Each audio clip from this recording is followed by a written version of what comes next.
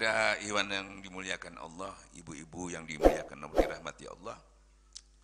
Makanya setiap maulid itu diterangkan, diceritakan Nabi itu contoh tauladan yang baik.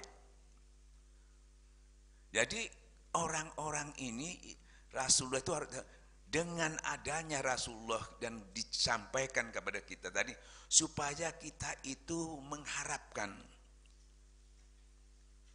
rahmat Allah, karena rahmat Allah yang sampai kepada kita itu nggak sampai juga kalau nggak lewat Rasulullah. Harus lewat syafaat dari Rasulullah SAW. Makanya kita pun untuk sampai kepada rahmat Allah itu sampai yaumil kiamah kita dapatkan, mengharapkan itu. Tapi dasarnya apa? Diberi contohnya sama Rasulullah. Apa contohnya? Ternyata Rasulullah itu banyak berzikir kepada Allah. Ini contohnya zikir dulu. Zikir dulu maksudnya seperti saya katakan tadi, supaya kamu masuk ke dalam orang pilihan Allah tadi. Di situ ada Rasulullah, para nabi-nabi, para syuhada, masuk ke situ.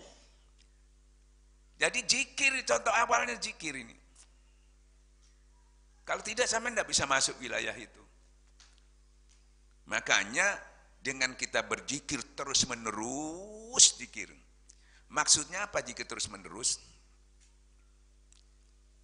Ya, supaya zikir kita itu full.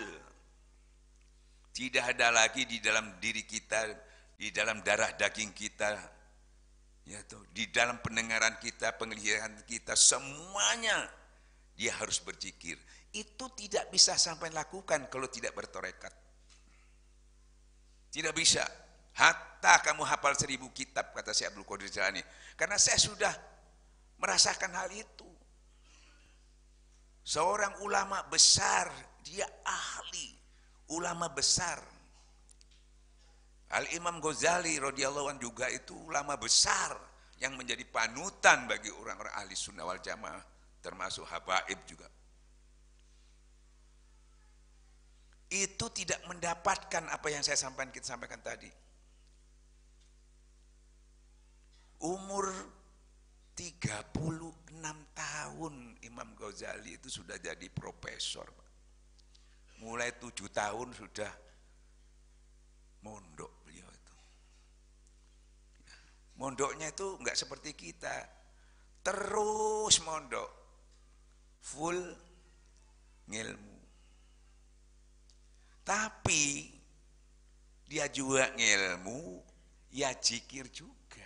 Tapi zikirnya belum ngambil dari guru-guru Syed Kamil Mukamil. Masih zikir umum. Tidak berhasil. Malah stres. Baca kitabnya Melawan Kesesatan. Dia mengaku sendiri. Semua yang dibaca, dilakukan, dipelajari, didebatkan, tidak ada yang menolong dirinya itu. Sampai beliau stres. Manusia memuliakan, dia angkat, dia mendapatkan kedudukan sebagai sarjana atau profesor agama, tapi di sisi Allah dia terhinakan masih. Tidak mendapatkan hasil apa-apa. Loh kok bisa begitu Ustaz? Karena dalilnya tadi disebutkan. Belumkah datang waktunya bagi orang-orang yang beriman, untuk tunduk hati mereka mengingat Allah dan kepada kebenaran yang telah turun kepada mereka, dan janganlah mereka seperti orang-orang yang sebelumnya telah diturunkan Alkitab kepadanya. Kemudian berlalulah masa yang panjang atas mereka lalu hati mereka menjadi keras. Dan kebanyakan di antara mereka adalah orang-orang yang fasik. Surat Al-Hadid ayat 16. Sudah menerima kebenaran, sudah diberi kitab, sudah dipelajari. Karena waktu-waktu yang kosong tidak dibuat untuk ingat atau dekat kepada Allah. Hatinya keras seperti batu. Maka kebanyakan mereka bahkan mati dalam keadaan fasik. Orang beriman, kapan? Ya. Menunggu kapan kamu serius kata Allah. Nah ini. Lah untuk serius sampai enggak tahu caranya enggak bisa.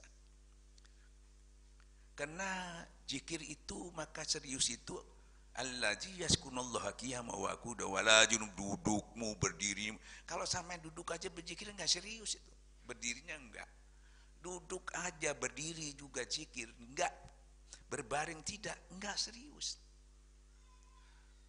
Nah, untuk melakukan itu banyak sekali majelis zikir yang tidak bertarekat tidak bisa mewujudkan itu. Di Jakarta banyak majelis zikir ribuan.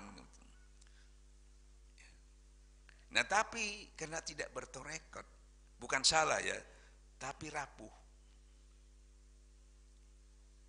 Setelah selesai, entah itu istighosah, ya toh, entah zikir-zikir pada umumnya, lupa lagi sehabis itu. Karena tidak bertarekat, tidak ada guru pembimbing mursyidnya yang sanadnya sampai kepada Rasulullah. Bahkan tidak pakai sanad, nggak bisa. Cuma sama ada guru gitu aja, sanadnya nggak pakai, bahkan dikatakan bid'ah.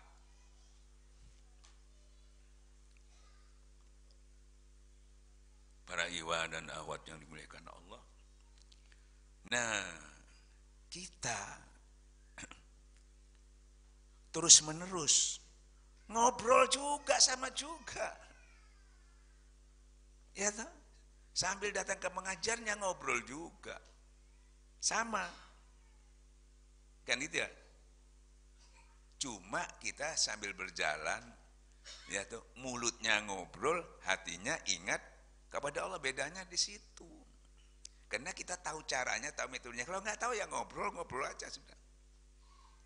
Nah, ini juga butuh dilatih, butuh dibiasakan. Mudah sebetulnya. Contohnya sampean sebelum bertarekat, sambil ngobrol ingat uangnya aja bisa sampean. Sambil kerja ingat istrinya bisa. Ya. Jadi tidak ada alasan sambil ngobrol ingat kepada Allah, masa nggak bisa? Oh, ngeling anak iso, ilang duit iso. Perasaan kita itu berpuluh-puluh tahun kita melakukan itu. Mau tidur bojoku, anakku, ya montore ya wis mlebu, ya tangi turu yang ngono, bojoku, anakku, kerjaanku, puluh-puluh tahun isinya itu. Jadi kalau misalnya ngobrol ya kena isinya itu yang keluar terus. Mau teko itu tempatnya teh itu, kalau isinya teh keluar teh, kalau kopi ya keluar kopi. Tergantung isinya apa ini. Nah, kita juga berzikir isinya ismu zat. Ya toh? Jadi kita rubah tadi. Yang batil tadi, yang melalaikan tadi kita rubah. Dengan ingat kepada Allah. Ya toh? Jadi kalau kita kerja dan sebagainya, karena dirubah selalu ingat kepada Allah, yang kita lakukan sambil bekerja, sambil ngomong, tapi ini ingatnya bukan ke istri lagi, karena isinya sudah kita bersihkan. La tulhikum amwalikum wala auladikum dzikrillah. Yang melalaikan kita ini tadi kita keluarkan. Itu masalah fisik masalahnya, urusannya fisik. Bukan urusannya hati. Urusannya hati itu untuk berzikir kepada Allah. Sehingga kita sama-sama ngobrolnya, sama-sama berjalannya, sama-sama naik mobilnya, ya toh, sama-sama makannya, bahkan sama-sama sholat, tapi beda isinya. Nah, ini bedanya antara belajar tarekat sama enggak. Dan orang-orang yang demikian itu maka dikatakan mudah munafik, karena zikir juga tapi sedikit zikirnya. Bayangkan sudah zikir aja dikatakan munafik, apalagi sama sekali enggak. Jadi tarekat ini membantu itu yang sulit yang kata orang. Nah, inilah keberuntungan kita. Dan tidak nambah ilmu lagi. Notok misalnya. Kalau di dalam syariat menerangkannya itu, barang siapa mengamalkan yang ia ketahui, ditambah yang dia tidak tahu, dikira tambah ilmu lagi, wong tarekat enggak. Kalau posisi kita sudah di sisi Allah, wis pol iku wis. Jadi enggak ditambah ilmu, ditambah keyakinannya, ditambah husuknya, ditambah imannya. Itu ilmu-ilmu mana, imannya enggak ditambah jadi ulama juga, ulama su. Ilmunya tuh tambah, tapi imannya enggak tambah, keyakinannya tambah. Jadi ulama juga, soheh juga yang sampaikan. Kan gitu ya. Tapi rusak. Jadi amal-amal soleh tadi yang diandalkan itu jadi amal salah. Amal soleh itu mana? Sholat, puasa, zakat, haji. Hancur itu amal soleh itu yang diandalkan, terutama sholatnya. Hancurnya di mana? Wailul lil musallin alladzina hum an sholatihim sahun. Celaka orang yang sholat, cuma hatinya lalai. Kalau di syariat bukan hatinya lalai, sampaikan tuh. Kalau kita sumbernya karena hatinya lalai. Hatinya lalai itu berarti tidak nyambung ke Allah. Barang siapa yang lupa kepada Allah yang Rahman, diganti iblis menuntun kita. Sholat juga tapi sahun. Haji juga tapi mardut. Puasa juga cuma lapar haus. Kan eman. Cuma kurang satu titik aja. Makanya Imam Ghazali yang sekelas itu aja stres Pak, rontok. Apalagi kita. Makanya Syekh Abdul Qadir pun berani menyampaikan, hatta kamu hafal 1000 kitab. Ya. Kalau belum ditalkin, ilmu itu masih ada di kitab. Padahal ilmu itu harus ada di sini. Baru dijadikan kitab. Kan begitu ya? Nah, para ikhwan dan akhwat yang dimuliakan Allah. Maka dari itu kita bersyukur. Ya, mendapat guru tasawuf yang muhakikin, gurunya mursyid kamil mukamil. Waliullah. Kita bersyukur karena banyak tasawuf juga, torekat juga ini tidak muhakikin, campur aduk. Makanya kalau tidak muhakikin itu yang diceritakan bukan pemahaman yang baik masalah amaliyah ini, ya, bukan lagi membuka hijab-hijab keilmuan yang hakiki untuk kita lebih yakin, lebih dekat kepada Allah, tapi saman banyak diceritai karomah doa. Saya waktu di Gorontalo itu didatangkan Ustadz, di sini banyak wali Ustadz, didatangkan saya ke makamnya berdoa. Ini hebat wali-wali, yang ini hebat, luar biasa Ustadz wali-wali ini. Karomahnya bisa begini-begini. Mek cerita kabeh iso. Kan gitu ya. Nah sekarang yang meneruskan ini siapa? Sampeyan dongeng noto tapi gak nerusno. Tur iso maca, tur iso dongeng. Tapi sampeyan ndak bisa berbuat seperti beliau ini. Nah kita tiru beliau itu. Apa sih yang dilakukan sehingga dia bisa menjadi orang kekasih Allah? Apa? Kita tiru, jangan kita meniru prestasinya. Karomah dan itu prestasinya. Mau ditiru ya gak iso, yang ditiru itu pelajarannya. Bukan karomahnya, bukan prestasinya. Seperti Nabi itu sering kita keliru. Yang kita mau disuruh ikuti itu prestasinya, bukan pelajarannya. Nggak bisa kalau prestasinya. Yang paling ringan aja nggak bisa. Yang jauhir hampir nggak bisa. Kalau nggak percaya saya uji di sini. Siapa yang ada kiai di sini? Ustadz lah. Sing duwe bojo-bojone melok. Mari ceramah bengi mulai niru Nabi dok-doken ping 3 lawange gak dibuka harus turu duk ngarepe lawang. Ono sing ngono. Kalau sampean pulang ketok pintu 3 kali karena Rasulullah itu kalau ndak dibuka tidur. dia sangat menghormati istrinya. Kasihan, mungkin capek itu. Kalau sampean nggak mikir gitu. Saya pernah tanya sama Kiai, sama istrinya Kiai, Kiai, Bunyai, apa Ki? Oh, mboten loh. Padahal ceramah kita harus meniru Nabi ngono. Karena Nabi contoh toladan. Lah ya sing endi sing ditiru taran. Wong iki sing gampangnya gak iso. Ya no? Tapi ceramahnya kita harus maulutan lah ngono terus ceramah. Rasulullah pernah lapar. Istriku ada makanan enggak? Enggak ada tuh. Oh, kalau begitu aku puasa. Sampai niru enggak menggunakan panganan ndok metang bojone. Ya tuku wae embong ngono. Lo ngono ae sing gampang gak iso. Mau ikhlas lido, wis. Kedukuren. Ya, itu prestasi Nabi. Opo maneh sing luwih seremane Nabi itu sampean wis terus ceritane. Tapi ceritane gawe dongeng tok kadang-kadang.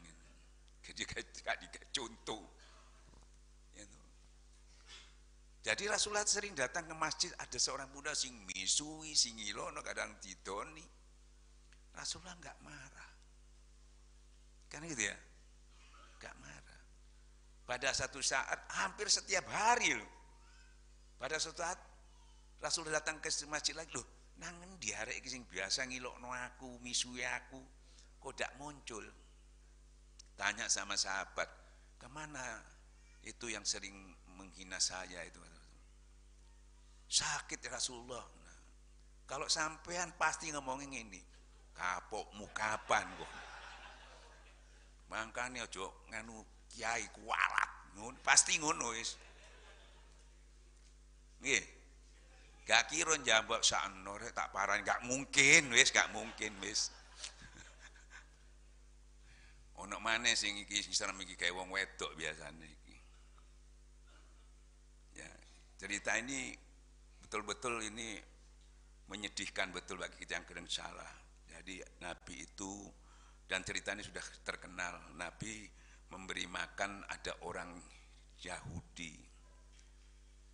Wis picek elek, tuwek, ya itu miskin, tempatnya di pasar. Rasulullah itu tiap hari memberi makan, disuapi sama Rasulullah itu, bayangkan. Karena orangnya nggak ada giginya, sama Rasulullah digigit dulu. Tambah enak, Rasulullah sing nyakot, ente sing nyakot jeje maneh.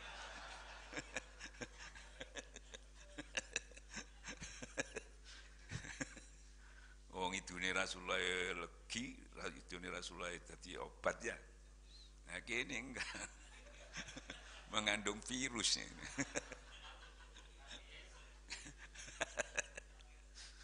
Nah ini bayangkan, dan kebetulan si buta ini tadi paling benci kepada Rasulullah. Dia enggak kenal. Ambek meso-meso Rasulullah itu wis macam-macam dilok-ilokno. Rasulullah sabar aja, terus tiap hari tidak leren. Bayang sampai ganti Abu Bakar ya, karena Abu Bakar tanya, Rasulullah itu apa sih sehari yang diperbuat yang terbaik? Ya itu ada orang sana loh, Rasulullah. Abu Bakar niru Nabi. Abu Bakar data pisau, wongnya lho iki sapa kok gak enak ngene tadi ngono. Kan gitu ya. Baru dia tahu yang dulu tuh Rasulullah nangis dia, Masya Allah. Karena saya nggak tahu sampai dia masuk Islam. Nah dia masuk Islamnya tuh yaitu bukan karena karomahnya yang banyak, tapi dengan akhlakul karimahnya. Nah kene enggak kongkon song ini song jarak jauh supaya wong iso mlebu Islam, enggak sih. Yang paling banyak orang masuk Islam itu dari karomahnya Rasulullah, itu dari akhlakul karimahnya. Ada juga kan itu sebagian kecil, tapi sebagian besarnya dari karomah beliau, akhlakul karimah beliau. Nah sekarang kita bisa enggak niru Nabi? Si wong wedok lah, ojo wong Yahudi, ojo wong sing tuwek elek do embong, ibumu wae.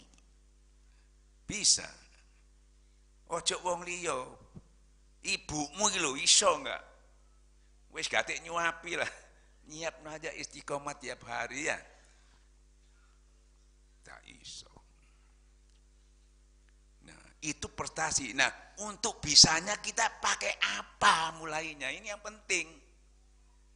Karena contoh itu harus kita tiru.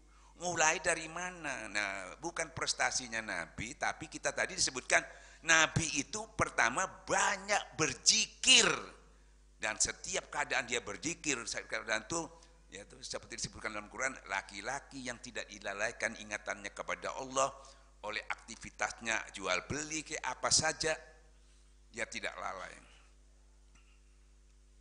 Tidak dilalaikan juga mendirikan sholat. Banyak orang sholat tapi lalai. Tidak sholat namanya, itu olahraga. Tidak dilalaikan membelanjakan sebagian hartanya karena riya. Bagaimana semua jadi ibadah? Harus karena Allah, bukan diucapkan. Kalau diucapkan sekali, tapi kalau pakai ismujat terus menerus, dudukmu berdiri karena Allah terus. Jadi semua yang kamu lakukan karena Allah. Dari ismujat ini yang terus menyebut nama Allah. Gak perlu lagi sambil ngomong saya karena Allah. Nafsu masuk tetap untuk menghalanginya. Tapi kita sudah punya benteng kita lawan, namanya jihad binafsi namanya.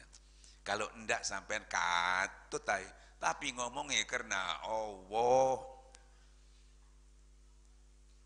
Ini torekat tuh bantu itu. Nah, mulai dari mana? Rasulullah pertama itu tadi contohnya, saya sebagai contoh teladan, dicontohkan banyak berzikir. Nah, ini kita mulai dari situ, bukan prestasinya yang saya sampaikan tadi. Belum lagi prestasi yang lain. Kan gitu ya? Bahkan Rasulullah pertama belajar apa? Iqra, suruh baca.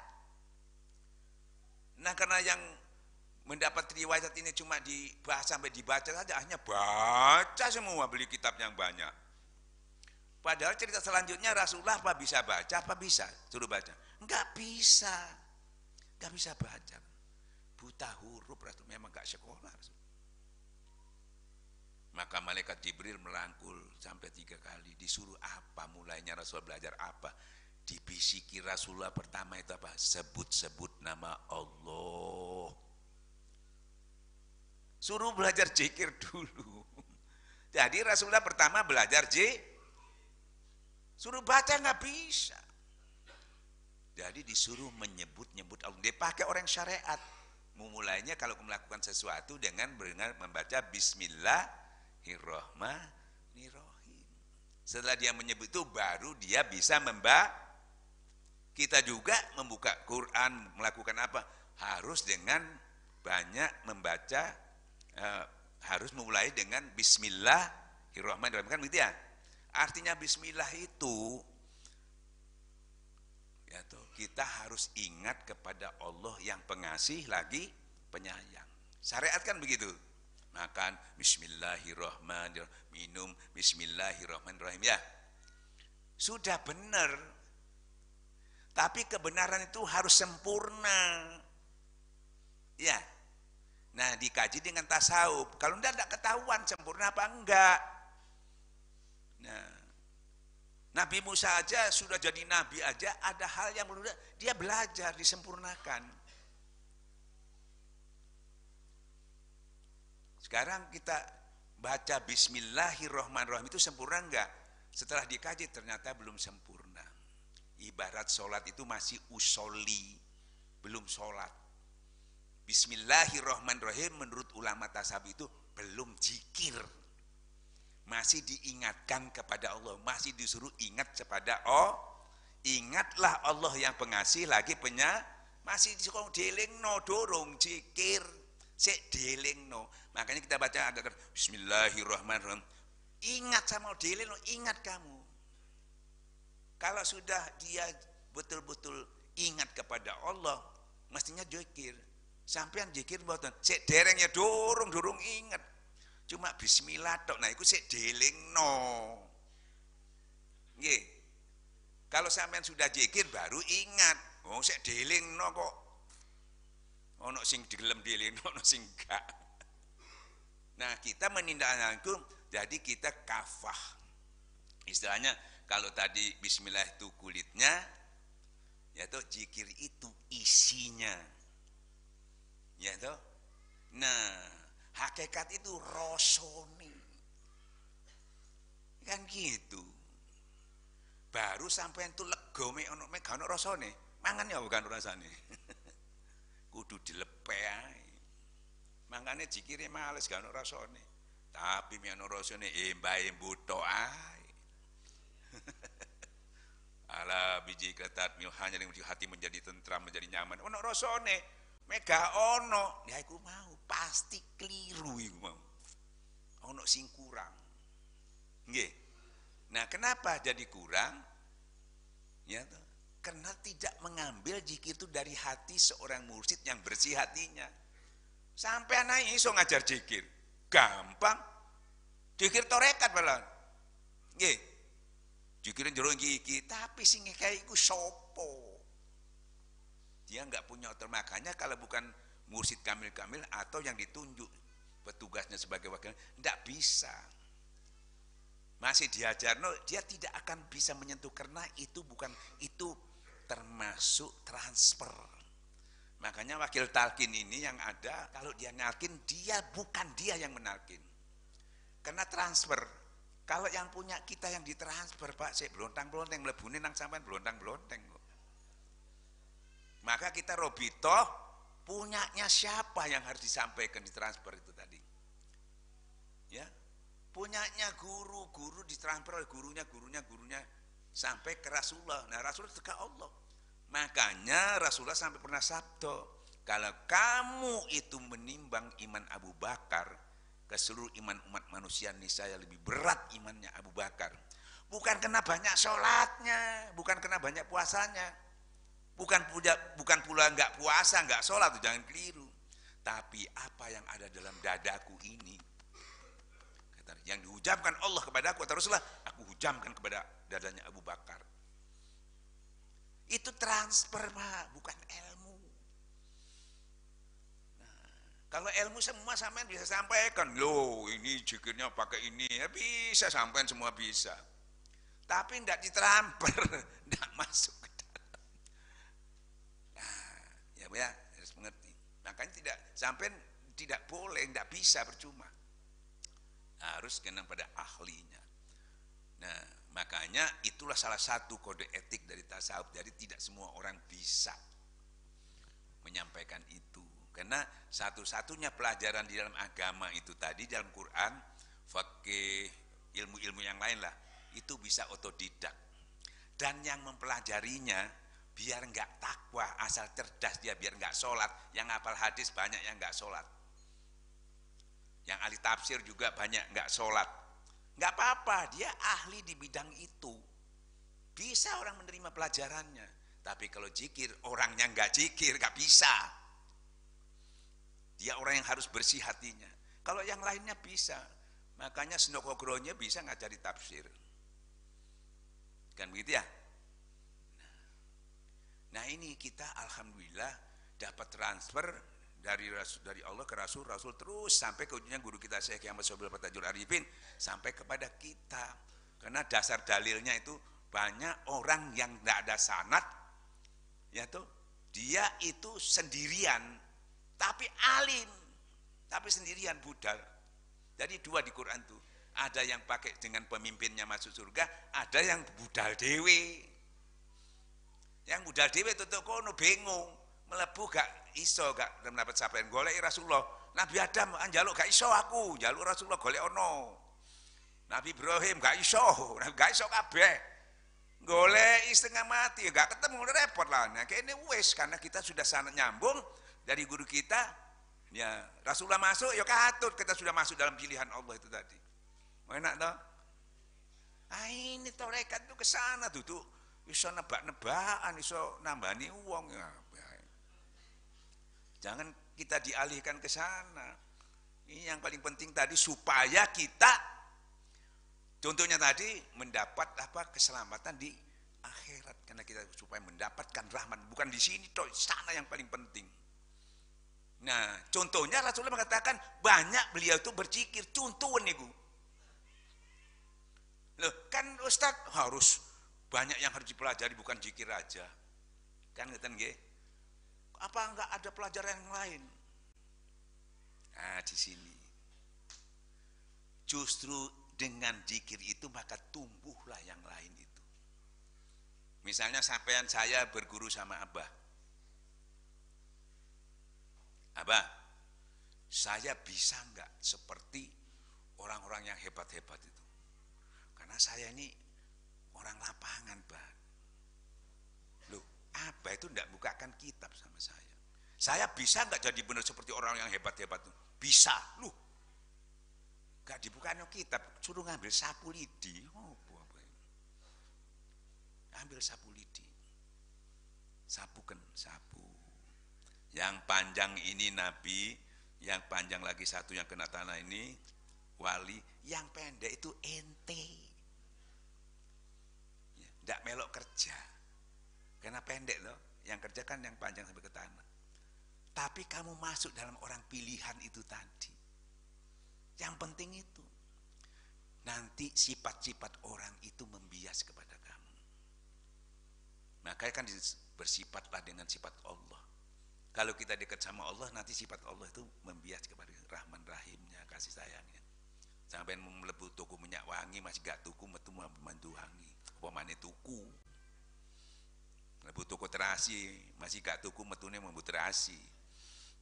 Apa mana melok dodol, waduh. Nah itu kan gampang.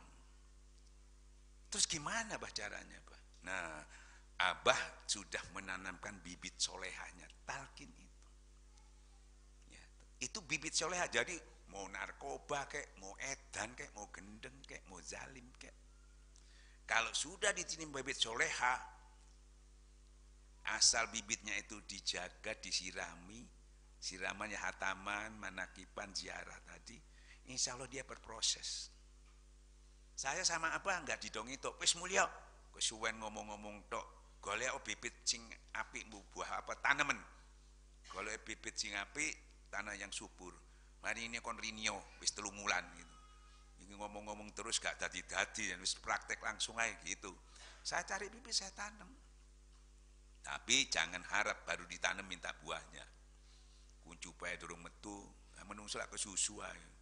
Guru melok torekat pirang ulan pirang tahun kok durung apa-apa ngene.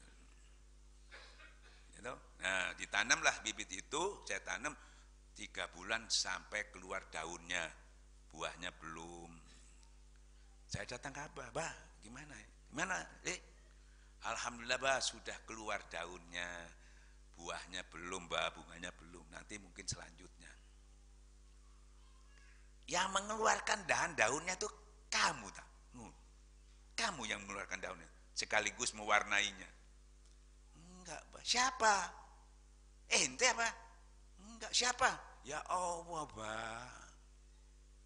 Begitu juga ini bibit unggul misalnya, nanti keluar sendiri tuh, yakinnya keluar. Ya toh? Ikhlasnya keluar. Ridhonya keluar. Enggak bisa saudara-saudara harus ridho, gak iso. Kalau enggak ada bibit solehahnya enggak bisa. Kalau enggak ada sampean siramono ikutan enggak ono bibite, metu apane? Lemah iku siramono enggak ono bibite. Yang metu sukete panganane kambing. Kadang-kadang yang enggak metu. Ya. Nang apa yang ditanam itu yang keluar. Jagung ditanam metu jagung. Nggih. Tapi kalau ditanam ismu zat, dari sifat-sifat Allah itu keluar. Kayak teko, ya isinya teh keluar teh. Kalau kopi ya keluar. Nggak mungkin keluar yang lain. Makanya isinya itu terus. Nanti muncul dewi. Makanya saya katakan, kalau sudah berzikir itu, asli murni keluar daripada amaliyah kita itu jawabannya, itu hadiahnya. Barang siapa mengamalkan yang ia ketahui, dia akan diberikan yang tidak diketahui. Kalau di syariat yang tidak ketahui itu ilmu kita enggak lagi. Kita yang tidak punya, apa yang nggak punya tadi? Ikhlasnya belum punya, ridhonya belum punya, khusyuknya belum punya, sabarnya nggak punya. Buka kitab terus. Mau wis disendir.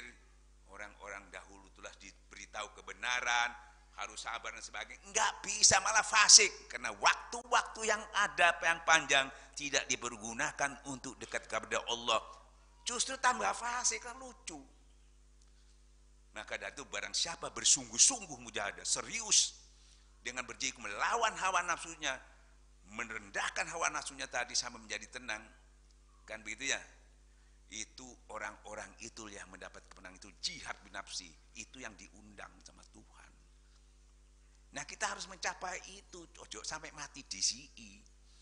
Makanya supaya cepat, ya toh, harus pakai guru mursyid kamil mukamil. Karena cepatnya itu dari mana? Sampean tidak dikasih ilmu, apa mana bodoh, ya tambah kesuwen sama guru berwis tak tuntun aja kon. Dalilnya mana? Kalau kamu belum bisa dekat sama Allah, cari orang yang dekat sama Allah. Sampean butuh dituntun tok, masih turu sampean tutuk. Nggih, masih picek tutuk. Enak pol. Jadi tambah goblok melok guru mursyid ku tambah enak. Wabillahi taufiq hidayah. Assalamualaikum warahmatullahi wabarakatuh.